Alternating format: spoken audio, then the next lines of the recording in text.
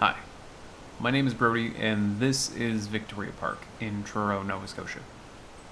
It's a place I've been at least once a year since I found out about it.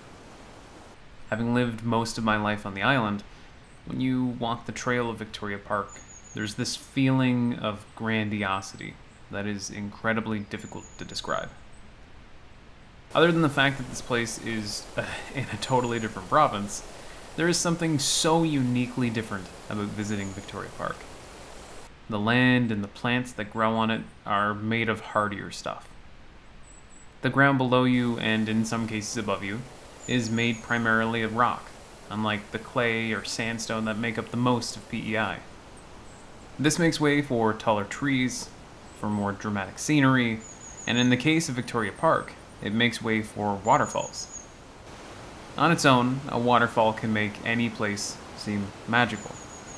However, as an islander, encountering the conditions that even make for a waterfall requires leaving PEI altogether, making this place feel like a temple to journey to, or a place worth dreaming about.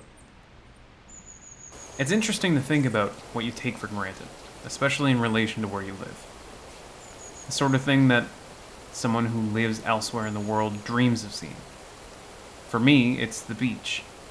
Stepping down either a packed clay slope or well-worn wooden steps into the malleable sand.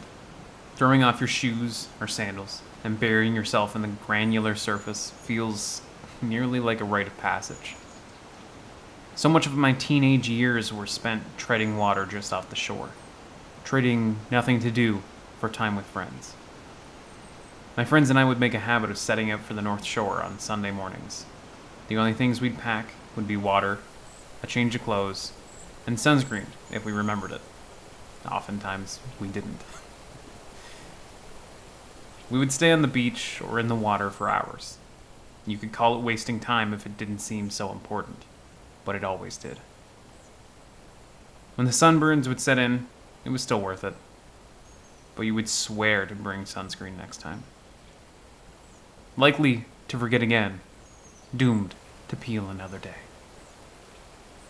It feels uncomfortable calling this a unique experience, but I guess that's the beauty in learning about other places. You end up learning just how special the place you live is. You see yourself in the activities that you've experienced and fantasize about the ones you haven't. For some, going to the beach is just that. Fantasy.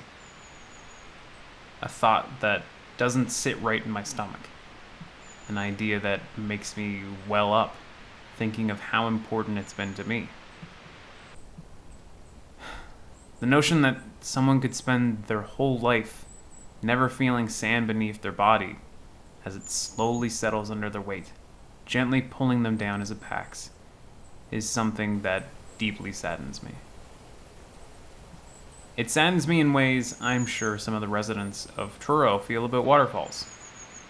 For them, the waterfalls in Victoria Park have poured steadily, waxing and waning in strength only due to the amount of precipitation that season. The electric feeling of standing in the presence of such force.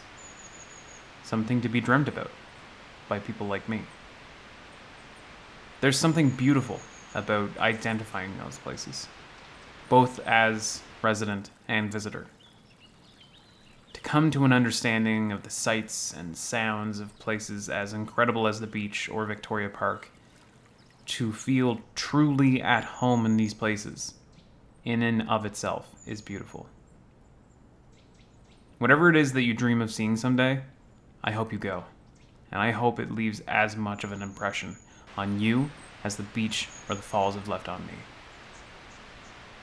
If there's a place you find yourself taking for granted, like me in the beach, maybe make an effort to visit sometime soon. Take in the sights, sounds, and smells. Really hold on to the feeling you get there. After all, it's likely the kind of place people like me dream of.